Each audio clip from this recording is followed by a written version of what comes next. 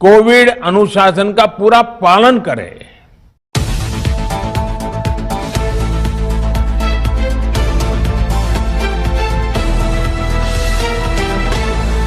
दोस्तों स्वागत करते हैं आपका बिंदास खबरें में, जहां पर हम आपको बताते हैं देश दुनिया की ताजा और बड़ी खबरें। दोस्तों जहां देश में कोरोना का असर अब कई जगहों पर कम होता नजर आ रहा है, ऐसे में कुछ राज्यों ने लॉकडाउन में ढील देने की घोषणा कर दी है, पर कई राज्यों के मुख्यमंत्रियों ने लॉकडाउन को आगे बढ़ाया है और कई जगहों पर पाबंदियों को सख्त किया गया है। और इन सब के बीच हमारे देश में तूफानों का कहर भी जारी है। इन सभी के बीच प्रधानमंत्री नरेंद्र मोदी ने बड़ी घोषणा कर दी है, जिसको जानना सभी के लिए जरूरी है। इसलिए आप सभी से हाथ जोड़कर निवेदन है कि इस वीडियो को पूरा और अंत तक जरूर देखें। तो आइए आपको बताते हैं देश दुनिया की बड़ी खबरें, वो भी 10 मिनट में। और इसी के साथ दोस्तों आज की पहली बड़ी खबर की गुजरात, महाराष्ट्र, एमपी समेत 4 राज्यों ने रद्द कर दी है 12वीं की परीक्षा। अब छात्रों का कैसे होगा असेसमेंट। दोस्तों यहाँ पर आपको बता दें कि कोरोना की वजह से लगातार परीक्षाएं कैंसिल हो रही हैं। सीबीएसई और आईसीएसई के बाद अब गुजरात, एमपी और महाराष्ट्र और उत्तराखंड ने भी 12वीं की परीक्षा रद्द कर दी है। दोस्तों यहाँ पर आपको बता दें कि कोरोना संक्रमण की वजह से छात्रों की सुरक्षा को देखते हुए गुजरात बोर्ड ने भी 12वीं की परीक्षा को स्थगित कर दिया है। और इसी के साथ दोस्तों अगली बड़ी खबर कि अगर आपके पास भी है राशन कार्ड तो अब मिलेंगे 4000 रूपए कैश। 2.7 करोड़ लोगों को मिल रहा है इसका पैसा। दोस्तों यहाँ पर आपको बता दें कि अगर आपके पास भी राशन कार्ड है तो राज्य सरकार की तरफ से आपको 4000 रूपए दिए जाएंगे। दरअसल तमिलनाडु सरकार ने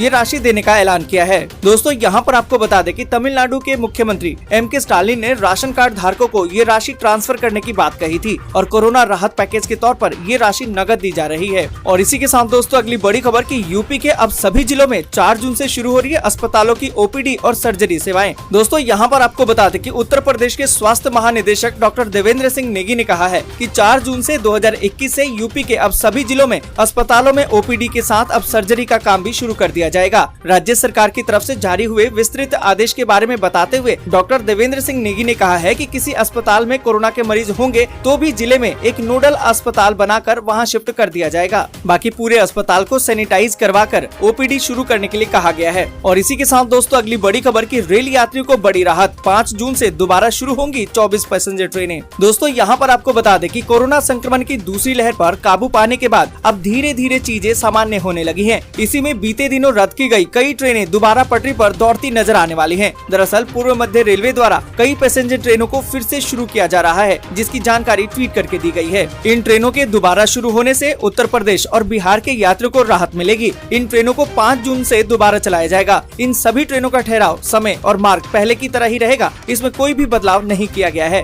दोस्तों आगे बढ़े उससे पहले एक छोटी सी रिक्वेस्ट है, इस वीडियो को लाइक और दोस्तों के साथ शेयर करना बिल्कुल भी ना भूलें। अगर अभी तक आपने चैनल को सब्सक्राइब नहीं किया है तो सब्सक्राइब जल्दी से कर लें। और इसी के साथ दोस्तों अगली बड़ी खबर की पटना एम्स में अब बच्चों पर वैक्सीन का ट्रायल भी शुरू, 3 को मिल गई है पहली डोज। दोस्तों यहाँ पर आपको बता दें कि देश में बच्चों पर कोरोना वैक्सीन का ट्रायल अब शुरू हो गया है। पटना एम्स में स्वदेशी वैक्सीन कोवैक्सीन का बच्चों पर क्लिनिकल ट्रायल मंगलवार को शुरू हो गया। इसके तहत 3 बच्चों को कोविड टीका कोवैक्सीन की पहली डोज दी गई है। फिलहाल तीनों बच्चे स्वस्थ हैं। एम्स को कुल 80 बच्चों पर ट्रायल का लक्ष्य दिया गया है। और इसी के साथ दोस्तों अगली बड़ी खबर की यूपी बोर्ड की 12वीं की परीक्षा भी अब कैंसिल। अब कैसे बनेगी मार्कशीट, क्या होगी मार्किंग स्कीम। दोस्तों आपको बता दें कि कोरोना के खतरे के बीच यूपी के अभिभावकों और छात्रों का संशय अब दूर हो चुका है। सीबीएसई बोर्ड की तर्ज पर यूपी बोर्ड ने भी अपनी 12वीं की परीक्षा कैंसिल कर दी है। अब सबसे बड़ा सवाल ये खड़ा होता है कि यूपी बोर्ड के स्टूडेंट की मार्कशीट कैसे तैयार होगी, कैसी मार्किंग स्कीम बोर्ड अपनाएगा। आपको बता दें कि इसके लिए सरकार ने अभी से कई बिंदु स्पष्ट कर दिए हैं। अब देखना ये होगा कि बोर्ड इसे कैसे लागू करेगा। और इसी के साथ दोस्तों अगली बड़ी खबर की एक दिन में संक्रमण के 1.34 लाख नए मामले, जबकि 2887 लोगों की मौत। दोस्तों यहाँ पर आपको बता दें कि देश में पिछले 24 घंटे के दौरान संक्रमण के 1,34,154 नए मामले सामने आए। इसी के साथ देश में संक्रमितों की संख्या बढ़कर 2,84,41,986 पर पहुंच गई है। पिछले एक दिन में संक्रमण के कारण 2,887 लोगों की मौत हो गई है। वहीं अच्छी बात तो ये रही कि 2,11,499 लोग ठीक होकर घर जा चुके हैं। और इसी के साथ दोस्तों अगली बड़ी खबर की महाराष्ट्र सरकार का बड़ा ऐलान, अपने गाँव को बनाओ कोरोना मुक्त और जीतो 50 लाख रुपए का इनाम। दोस्तों यहाँ पर आपको बता दें कि महाराष्ट्र सरकार ने कोरोना मुक्त गाँव प्रतियोगिता की घोषणा कर दी है। इसके प्रत्येक राजस्व क्षेत्र से कोविड-19 प्रबंधन प्रबंधन को लेकर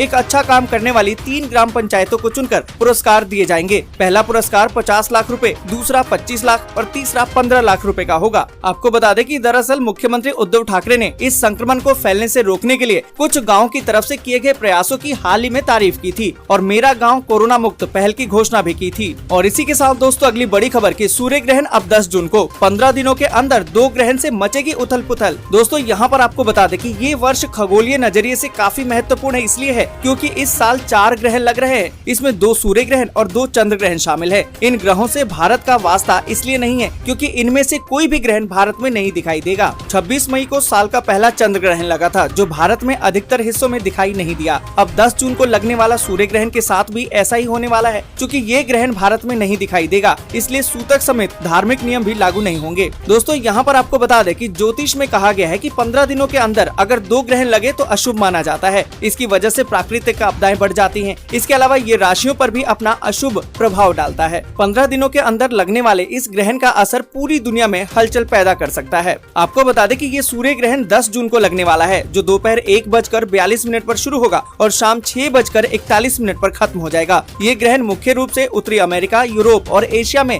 आंशिक और उत्तरी कनाडा, ग्रीनलैंड और रूस में पूरी तरह से दिखाई देगा। और इसी के साथ दोस्तों बड़ी खबर कि सरकार ने दिया है 30 करोड़ वैक्सीन का ऑर्डर। अग्रिम समझौते के तहत दिए 1500 करोड़ रुपए। दोस्तों यहाँ पर आपको बता दें कि केंद्रीय स्वास्थ्य मंत्रालय ने हैदराबाद स्थित टीका निर्माता कंपनी बायोलॉजिकल ई के साथ कोविड-19 रोधी टीके की 30 करोड़ खुराकें बनाने और उसका भंडारण करने के लिए समझौते को अंतिम रूप दे दिया है। इसके लिए मंत्रालय ने 1500 करोड़ रुपए का अग्रिम भुगतान भी कर दिया है। और इसी के साथ दोस्तों बड़ी खबर कि अब किसानों को नहीं मिलेंगे 2000 रुपए। अगर पूरी नहीं करते ये शर्तें तो लौटानी भी पड़ सकती है रकम। दोस्तों यहाँ पर आपको बता दें कि सरकार ने प्रधानमंत्री किसान सम्मान निधि योजना की 8वीं किस्त 14 मई को जारी कर दी है, जिससे कि देश के लगभग 9.5 करोड़ किसानों के खाते में 2-2 हजार रुपए डाले गए। लेकिन आपको बता दें कि इस स्कीम का गलत फायदा भी उठाया गया। कई शिकायतें मिली कि कुछ अयोग्य किसानों ने इस स्कीम की रकम हासिल कर ली है। दोस्तों आपको बता दें कि अगर आप किसान हैं तो आपके नाम पर भूमि का होना अनिवार्य है। अगर आपके नाम पर भूमि नहीं है तो आप इस स्कीम का फायदा नहीं उठा सकते। इस स्कीम का फायदा केवल उन्हीं किसानों को मिलेगा जिनके पास 2 हेक्टेयर कृषि योग्य भूमि हो। अब सरकार ने जोत की सीमा भी खत्म कर दी है। खेती योग्य जमीन जिसके नाम पर है, पीएम किसान सम्मान निधि की किस्त भी उन्हें ही मिलेगी। साथ ही आपको बता दें कि अगर कोई इनकम टैक्स फाइल करता है तो उसको भी इसका फायदा नहीं मिलेगा, जैसे कि वकील, डॉक्टर, चार्टर्ड अकाउंटेंट, इन सभी को इसका फायदा नहीं मिलेगा। और साथ ही आपको बता दें कि पूर्व या मौजूदा मंत्री, राज्य मंत्री, लोकसभा का सदस्य या राज्यसभा का सदस्य हो तो भी वो इस स्कीम का हिस्सा नहीं बन सकता है। साथ ही रिटायर पेंशनर जिसकी पेंशन 10,000 रुपए या इससे ज्यादा है वो भी इस स्कीम का फायदा नहीं ले पाएगा।